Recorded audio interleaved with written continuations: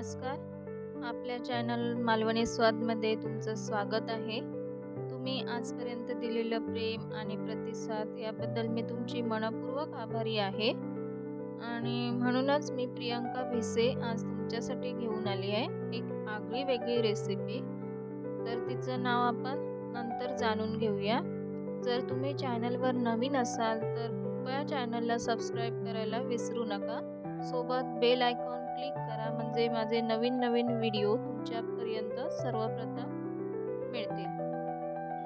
दैनंदिन जीवनात आपण घड्याळासोबत चवीमागे धावत राहतो, तर ह्यामध्ये पौष्टिकता मागे राहून जाते. म्हणूनच मी आज तुमच्यासाठी घेऊन आली आहे एक वेगळी आणि खास रेसिपी.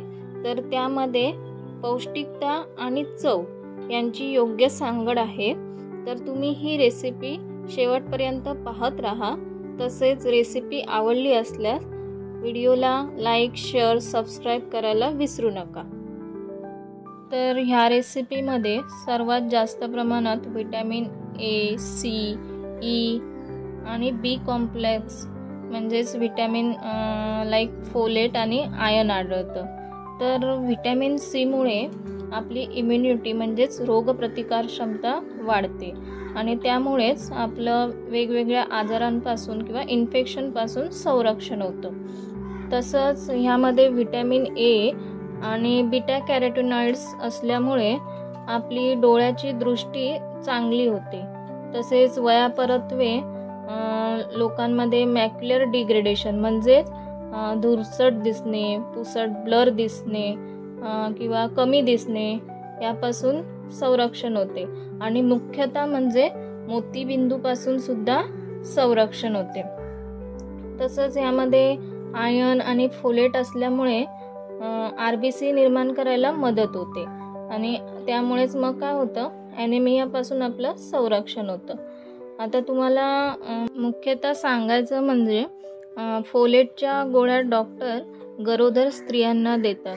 तर त्या का देतात, तर गर्भाची वाढ व्यवस्थित व्हावी, त्यामुळे डॉक्टर शक्यतो फोलेटच्या आणि आयर्नच्या गोळ्या गरोदर स्त्रियांना देतात. तर ह्यामध्ये फोलेटचं प्रमाण जास्त असल्यामुळे गर्भाची वाढ व्यवस्थित होतेच. तसंच NTD म्हणजेच न्यूरल ट्यूब डिफेक्ट याच्यापासून संरक्षण होते. तर NTD मुळे काय होतं, तर बाळ जन्मता अपंग वगैरे जन्माला येऊ शकतं. तर ही भाजी त्याच्यापासून सुद्धा तुमचं संरक्षण करते. तसेच ह्या भाजीमध्ये मिनरल्स पण खूप प्रमाणात आढळतात. For example calcium, magnesium, potassium. तर कॅल्शियम आणि मॅग्नेशियमचा उपयोग आपल्याला हाडं आणि दात मजबूतीसाठी होतो. त्यामुळे आपलं मसलचं फंक्शन व्यवस्थित होतं. तसंच पोटॅशियमचा उपयोग आपल्याला BP नियंत्रणासाठी होतो. त्यामुळे हृदयासंबंधीचे आजार असतात त्यांची रिस्क कमी होते. तसंच ह्याच्यामध्ये अँटीऑक्सिडंटचं पण प्रमाण खूप जास्त प्रमाणात असतं. त्यामुळे तुमची कोलेस्ट्रॉलची लेवल कमी होते आणि तुमचं हृदयाचं आरोग्य छान राहतं. तर अँटीऑक्सिडंट असल्यामुळे इन्फ्लॅमेशन रिड्यूस्ड होतं. तसंच रोजच्या दैनंदिन जीवनात बऱ्यापैकी लोक हृदयाच्या आजाराने म्हणजेच हार्ट अटॅकने, डायबिटीसने, तसेच संधिवाताने त्रस्त असतात. तर ही रेसिपी तुम्हाला त्याच्यावर सुद्धा फायदेशीर ठरते, म्हणजे तुमची हृदयाची रिस्क कमी करते. तसंच डायबिटीस आणि संधिवात ह्या रोगांपासून सुद्धा सुटका देते किंवा नियंत्रित ठेवते. तर ह्या रेसिपीमध्ये प्रोटीनचं पण प्रमाण खूप जास्त प्रमाणात असतं. तर त्यामुळे ह्याचा फायदा जास्त करून व्हेजिटेरियन किंवा व्हेगन लोकांना होतो. तसेच ही भाजी तुमचं डायजेशन म्हणजे पाचन संस्थासुद्धा सुधारते आणि त्यामुळेच कॉन्स्टिपेशनपासून आपला बचाव होतो. तसं ह्यामध्ये लो कॅलरी आणि फायबरचं प्रमाण हाय असतं. त्यामुळे वेट लॉस होण्यासुद्धा ही भाजी खूप फायदेशीर ठरते. तसंच ह्यामध्ये क्लोरोफिल आढळतं. तर क्लोरोफिलचा रोल काय आहे, तर क्लोरोफिल आपल्या शरीरात जे काही टॉक्झिन्स असतात म्हणजे जी काही विषारी घटक द्रव्य असतात ती बाहेर काढतात आणि त्याचमुळे तुमचं जे काही लिव्हर आहे ते स्वच्छ राहतं, म्हणजेच क्लीन राहतं.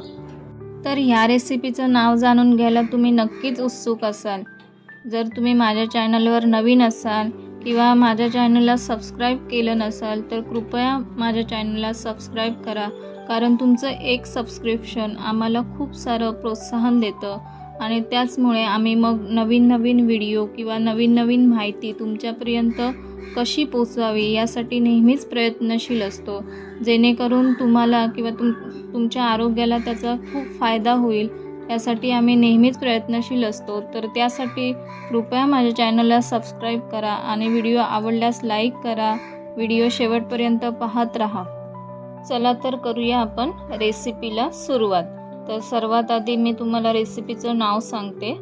तर ह्या रेसिपीचं नाव आहे लाल माटाची पातळ भाजी. तर गावी ह्याला रोवाची भाजी म्हटलं जातं.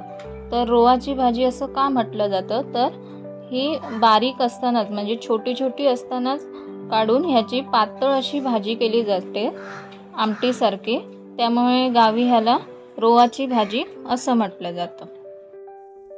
तर मी इथे माझ्या तुळशीच्या कुंडीतच ह्या भाजीच्या बिया पेरल्या होत्या. तर हे तुम्ही पाहू शकता, मस्त अशी छान अशी भाजी आलेली आहे. तर मी आज ह्याचीच पातळ भाजी बनवणार आहे. तर ही भाजी कशी काढायची ते मी तुम्हाला दाखवते.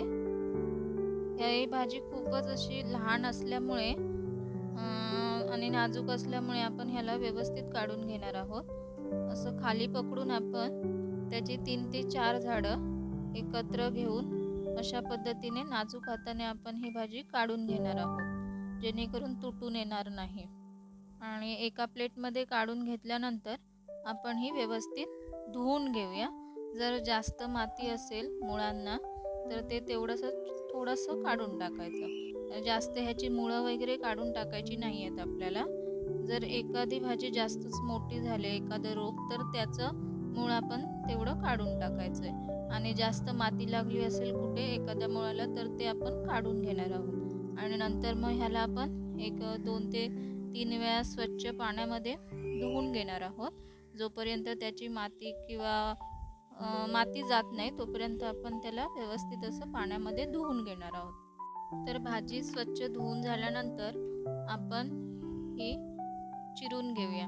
जास्त बारीक चिरायची नाही आहे, 2 ते 3 ह्याच्यामध्येच आपल्याला चिरून घ्यायचं आहे. तर चिरून झाल्यानंतर इथे मी आदल्या दिवशी रात्री काळे वाटाणे भिजत टाकलेले आहे. तुम्ही हवं तर चणा डाळ किंवा चणे हे पण वापरू शकता, त्याने पण ही भाजी खूप छान होते. तर हे आपण मग काळे वाटाणे आणि ही भाजी एकत्रित करून आपण कुकरला लावून घेणार आहोत आणि कुकरच्या 2 ते 3 शिट्ट्या करून घेणार आहोत. आता कुकरच्या शिट्ट्या झाल्यानंतर आणि भाजी थंड झाल्यानंतर आपण ह्या भाजीला फोडणीला देऊया. तर फोडणीसाठी आपल्याला इथे कढीपत्ता आणि 1 कांदा लागेल. त्यानंतर वाटप लागेल. तर वाटपासाठी जे काही साहित्य लागेल ते मी डिस्क्रिप्शन बॉक्समध्ये दिलेलं आहे, तर ते तुम्ही पाहू शकता. तर सर्वात आधी आपण कढीपत्ता आणि कांदा टाकून घेऊया आणि फोडणी देऊया याला. तर कांदा व्यवस्थित भाजून झाल्यानंतर यामध्ये आपण आला लसूण पेस्ट टाकून घेऊया. त्यानंतर थोडीशी हळद, त्यानंतर घरगुती मालवणी मसाला, लाल तिखट म्हणजेच लाल मिरची पावडर, थोडासा गरम मसाला, हे मसाले आपण टाकून घेऊया. सगळे मसाले टाकल्यानंतर व्यवस्थित आपण ढवळून घेऊन नंतर त्यामध्ये वाटप टाकूया. आणि वाटप टाकल्यानंतर व्यवस्थित आपण त्याला एकत्रित करून घेणार आहोत मसाले आणि वाटपाला. आणि नंतर मग आपण थोडा वेळ वाटप शिजायला देणार आहोत. त्यानंतर मग आपण त्यामध्ये जी उकडलेली भाजी आहे ती त्यामध्ये टाकायची आणि मग ह्याला उकळी येईपर्यंत ह्याला चांगलं शिजून घ्यायचं आहे. ही ऑलरेडी शिजून आपली आलेली आहे, कारण आपण कुकरला ह्याला लावलेलंच होतं. व्यवस्थित उकळी आल्यानंतर आणि शिजल्याचा वास आल्यानंतर आपण ह्याला बंद करून ठेवून देऊया. तर इथे आपली रोवाची म्हणजेच लाल मटाची पातळ भाजी तयार आहे। तर तुम्ही ही भाजी भातासोबत खाऊ शकता। तर हे पहा, ही भाजी कशी दिसते, खूप छान दिसते, वास पण खूप छान येतोय। तर तुम्ही पाहू शकता आणि ह्याला असं व्यवस्थित कट पण आलेला आहे। थोडीशी आपण त्यावर कोथिंबीर ऑप्शनल आहे, हवी असल्यास तुम्ही वरून शिवरू शकता। तर रेसिपी आवडली असल्यास कमेंट करायला विसरू नका। सोबत लाईक, शेअर, सबस्क्राईब करा। तसेच माझा व्हिडिओ शेवटपर्यंत पाहिल्याबद्दल तुमचे मनपूर्वक आभार।